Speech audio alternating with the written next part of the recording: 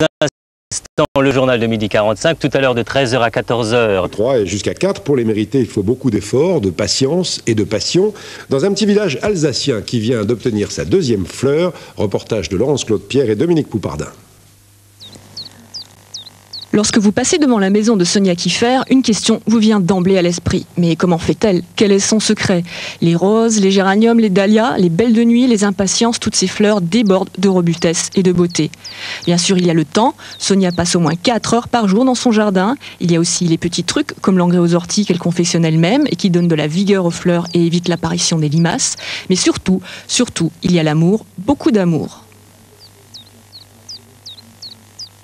Quand je descends le matin, je dis oh Dieu, mais qu'est-ce que tu as? Tu n'as pas bonne mine ou non, ça il faut que je te coupe, ou bien aujourd'hui il faut que je te donne de l'engrais, ou bien alors il faut aussi travailler la terre, il faut remouiller la terre, pas toujours arroser, hein. Il faut aussi faire bon, il faut leur donner un peu de vie, hein, pour bon, je le vois quand je regarde par la fenêtre, je vois ce qui leur manque. Depuis 15 ans, Sonia obtient régulièrement un prix pour le fleurissement de sa maison. Mais pour qu'une commune décroche une telle récompense, il faut multiplier les efforts. Rumersheim, par exemple, dans le Bas-Rhin, vient d'obtenir sa deuxième fleur cet été. Le petit village travaille dur depuis 4 ans, l'espace est réduit, les trottoirs sont étroits, mais partout où une fleur peut pousser, on lui bichonne un espace.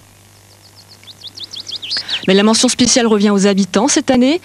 Toutes les cours intérieures, tous les escaliers, tous les rebords de fenêtres bourgeonnent de géranium, la fleur fétiche du village. Agriculteurs pour la plupart, ils consacrent le peu d'heures qu'il leur reste dans la journée à l'entretien de leurs fleurs. Et lorsqu'ils ont appris l'heureuse nouvelle... Oh, on était fiers, on était enthousiastes.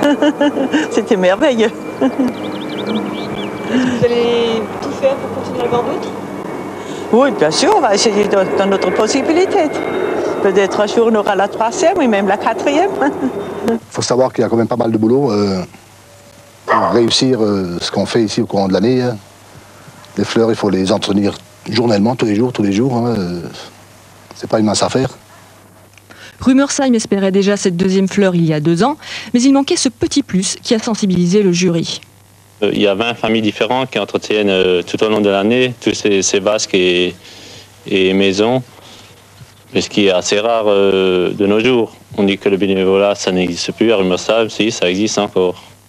Pour l'instant, les villageois, un peu éprouvés par tous les efforts fournis, ne pensent pas encore à la 3e fleur, mais promettent de tout faire pour mériter encore longtemps leur titre de village fleuri. Ça fait du bien des fleurs, car les prévisions de Catherine Laborde pour aujourd'hui sont bonnes, mais pour demain, vous allez la retrouver dans un instant, ne sont pas très bonnes du tout.